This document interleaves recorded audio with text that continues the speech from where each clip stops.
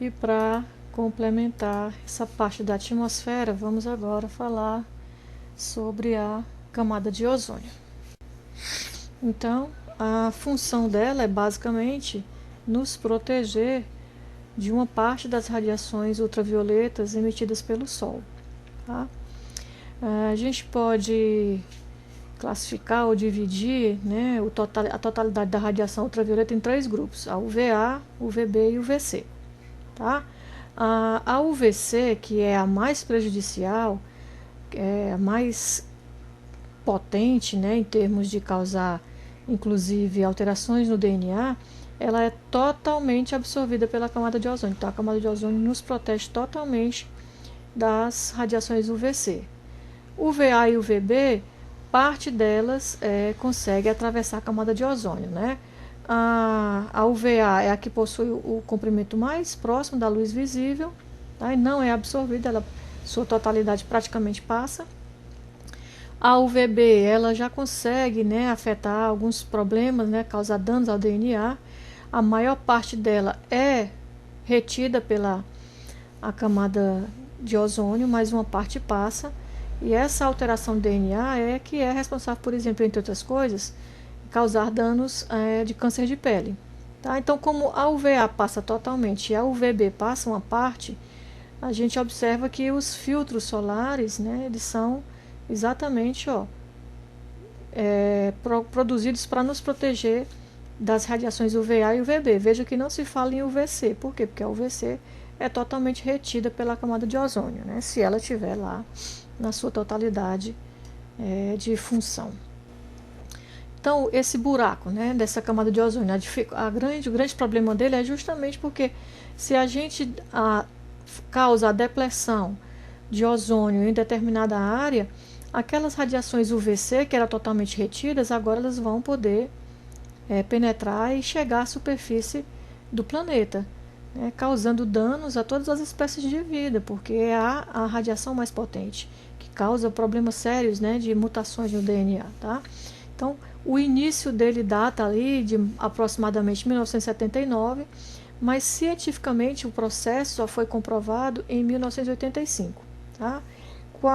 Como foi que foi concluído que existia, né, esse buraco na camada? Né? O fato foi que se mediu ou se percebeu que havia uma redução de aproximadamente 50%, né, da concentração de ozônio estratosférico, né, que é lá a camada de ozônio onde ela se a camada da atmosfera onde a camada de ozônio se localiza, né, sobre a Antártida. Tá?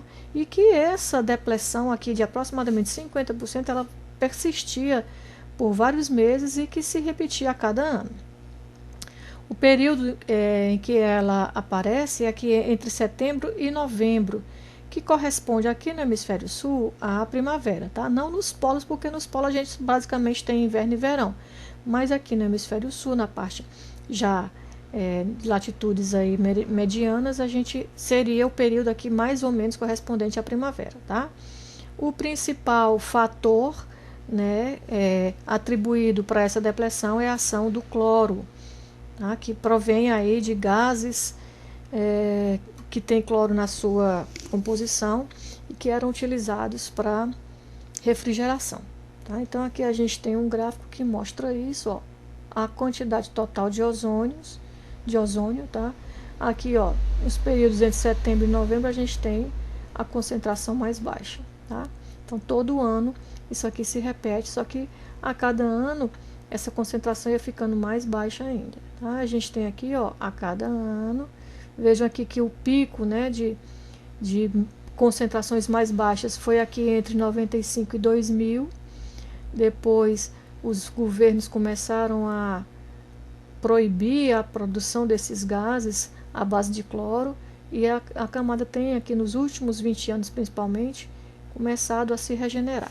Tá? Então aqui é a foto, né, o esquema, o retrato, a figura, desculpa, né, que mostra, né, como seria esse buraco aqui na camada de ozônio. Tá? Quais são os mecanismos? Então, o ozônio, né, tanto a sua formação quanto a sua destruição, ele envolve mais ou menos 3 mecanismos.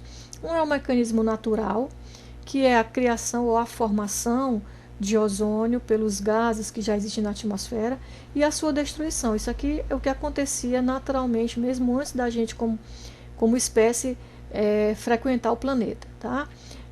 Tanto o ozônio se cria naturalmente, quanto se destrói também naturalmente, sem nenhum catalisador para acelerar. O fato da camada existir e se manter é que essa reação de criação ela é mais veloz do que essa de destruição. Então sempre acaba sobrando ozônio lá para manter a camada, tá? Naturalmente existe também a destruição catalítica, ela é catalisada por algumas espécies que existem naturalmente na atmosfera e depois agora, né, principalmente já a partir da década de 70 ou final da década de 70, um outro mecanismo foi adicionado, catalisado também por algumas espécies químicas presentes, especialmente os gases derivados de cloro, que é a destruição catalítica, né, artificial do ozônio. Essas duas aqui somadas acabam superando essa reação e faz com que haja a depressão ou aparecimento do buraco na camada de ozônio. Então, como é que são esses mecanismos? Primeiro, a criação e a destruição não catalítica, aquela natural, tá? O gás oxigênio, que existe, né, na própria atmosfera, quando atingido por um fóton de radiação UVC, tá, se transforma em oxigênio molecular. A concentração de oxigênio molecular acima aliás, na estratosfera é altíssima. A concentração de ozônio abaixo da estratosfera, de O2, né, de oxigênio, abaixo da estratosfera é também altíssima. Acima da estratosfera, a concentração de oxigênio molecular é enorme e abaixo a de O2. Então, no contato, né, nessa zona aqui de contato, acima da estratosfera e abaixo dela, ou seja, na troposfera, aqui tem excesso de O2, aqui tem excesso de oxigênio molecular. Os dois se encontram, formam ozônio e liberam calor. Ó, se lembra que a temperatura vinha baixando, aí de repente aqui deu uma pausa e aumentou? É exatamente por essa liberação de calor dessa reação natural de formação de ozônio. Esse mesmo ozônio que absorve as radiações ultravioleta, né, quando ele absorve aquela maior parte da UVB, ele é degradado, reformando aqui o oxigênio molecular e o O2, que retroalimentam essa outra reação, ou 2 mols de O2. Tá? Então, essas reações aqui que acontecem naturalmente formam o que ficou conhecido como ciclo de Chapman, porque foi o Chapman que conseguiu descrever esses processos que ocorrem concomitantemente, um devido à ação dos raios UVC e outro devido à ação dos raios UVB. Tá? Outra forma de destruição do ozônio é aquela que é catalítica, mas é natural, porque é de gases que já existem normalmente, né, sem a atividade antrópica lá na atmosfera. Tá? Então, na estratosfera, existem espécies atômicas que ficaram conhecidas por quem, né, pelos cientistas que desvendaram esses mecanismos, como X. Tá? E essas moléculas X, elas catalisam a destruição do ozônio porque elas reagem com o ozônio, são todas radicalares, são radicais livres, tá? Reagem com o ozônio e formam aqui o XO com oxigênio molecular e libera o O2. Esse XO arranja pega outro oxigênio molecular que está livre, formado lá pelos raios UVC, e forma O2. Então, somando aqui os dois mecanismos, a gente vai ter aqui essas espécies radicais livres, conhecidos por X, né?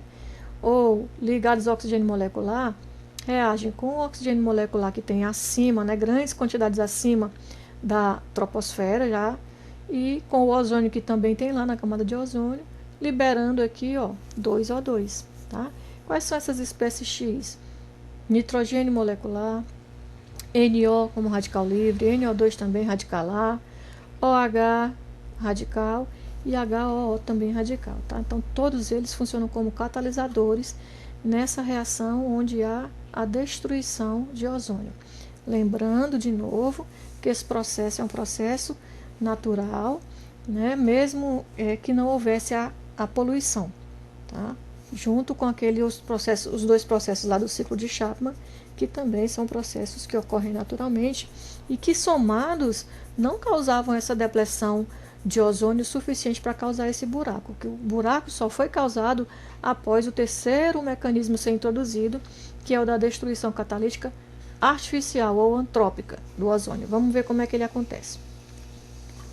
Então, outras espécies X que funcionam também, né, do mesmo forma como catalisadores, só que são provenientes de gases sintéticos, especialmente os CFCs, os clorofluorocarbonos, tá? Os radicais livres de cloro, ClO, BrO e bromo, tá? Então, o mecanismo, o cloro radical livre, funcionando como espécie X, que a gente viu as naturais lá, são basicamente os óxidos de nitrogênio, tá? Reagem com o ozônio, formando O2, é o mesmo tipo de processo, tá? Então, somando aqui, a gente vai ter mais ou menos como se fosse o oxigênio molecular, né? Corta ClO com ClO, Cl com Cl, com o ozônio formando 2O2. Do mesmo jeito ocorre se a gente colocar aqui os radicais de bromo, tá? Br e BrO. Outras vias de transformação desses radicais ao invés de reagir com o ozônio, eles podem reagir com os radicais lá dos óxidos de nitrogênio, né? Com a ação da luz solar, pode formar o ClO-NO2. Essa espécie é uma espécie inativa, ela não destrói o ozônio, assim como o cloro radical livre, reagindo com metano, também forma um HCl, que é inativo em relação à destruição do ozônio, tá? Só que eles vão se formando, são inativos, mas eles podem ir se acumulando nas nuvens, tá? E aí vamos ver o que acontece quando eles se acumulam nas nuvens. Então, olha só, quando chega lá no inverno polar, que é de março a outubro, tá? As condições da atmosfera são tais que a quantidade de ozônio na estratosfera inferior, ela aumenta. Por quê? Porque no inverno não tem luz suficiente para ativar aquelas espécies que a gente viu que ficam como inativas, o HCl e o ClO-NO2, que reagem com gases que existem naturalmente lá sem poluição, né, e que inativam os radicais de cloro, eles ficam aqui como que congelados dentro das nuvens porque as temperaturas são muito baixas. Então, há uma temperatura que não favorece a destruição do ozônio. Então, a concentração de ozônio aumenta. Por isso que a depressão só acontece lá de setembro a novembro. Por quê? Porque quando seria a primavera nas regiões temperadas, mas lá no polo já começa a se aproximar da região de verão, depois de outubro já começa a minimizar as temperaturas de inverno, tá? Então, aquelas espécies do cloro que estavam inativas, né, que estavam permanecendo concentração inalterada, com a chegada da luz, o aumento da incidência da luz, é como se essas nuvens começassem a se descongelar e a liberar aquelas formas inativas, tá? E vão começar a ser ativadas pela luz solar, formando aqueles radicais de cloro e que começam a reagir com a alta concentração de ozônio que tem lá. Então a velocidade da reação é grande e aí começa a questão da destruição catalítica, tá? Então a gente tem aqui um resumo dessas reações que acontecem justamente quando começa a luz solar a chegar lá nos polos. Aqui especialmente estamos falando de polo sul, que é onde o buraco da camada de ozônio é maior. Tá? Então, quais são os impactos? Sobre o organismo humano, ele pode causar envelhecimento precoce, mutação genética, problemas no sistema imunológico e o famoso câncer de pele lá pela penetração das radiações UVC. Pelas plantas, né? Sobre as plantas têm células semelhantes às nossas, então o aumento da radiação ultravioleta também, além de comprometer o seu processo de fotossíntese, tá, impactando lá o seu sistema nutritivo, ela também afeta o crescimento por conta também de mutações genéticas e de alterações no DNA. Isso faz com que redução de espécies animais e vegetais no planeta aconteçam, né? A superexposição prejudica o desenvolvimento, inclusive de espécies marinhas, causando aí mutações genéticas. Então, mexe com todas as espécies que existem no planeta, tá? E também há uma contribuição para o aquecimento global, né? Uma diminuição na espessura da camada de ozônio, faz com que haja um aumento, né, da quantidade de radiação ultravioleta que consegue penetrar a Terra e que ajuda, né, ou influencia também acelerando o aquecimento global. Depois do advento, né, de que quando se conseguiu entender o que estava acontecendo na camada de ozônio, qual era a fonte de poluentes, mais ou menos em 1987, setembro de 1987, os países desenvolvidos e alguns em desenvolvimento assinaram juntos o Protocolo de Montreal, que foi um tratado internacional onde os países se comprometiam a substituir aquelas substâncias que destroem o ozônio, né? Ou seja, os CFCs, que são gases de refrigeração. Então, substituir os equipamentos que usavam esse tipo de gases por outros gases que não fossem nocivos à camada de ozônio. Isso foi em 87. Então, em 2000 ainda, a gente atingiu o pico máximo, né, de depleção de ozônio, mas isso já tem começado a se recuperar e há aí uma previsão, né, os cálculos estimam que até 2100 a gente vai conseguir voltar aos níveis naturais de concentração de ozônio que a gente tinha antes, né, da ação catalítica dos CFCs. Então, a partir daqui, só aqueles processos naturais vão acontecer, a camada se regenera totalmente.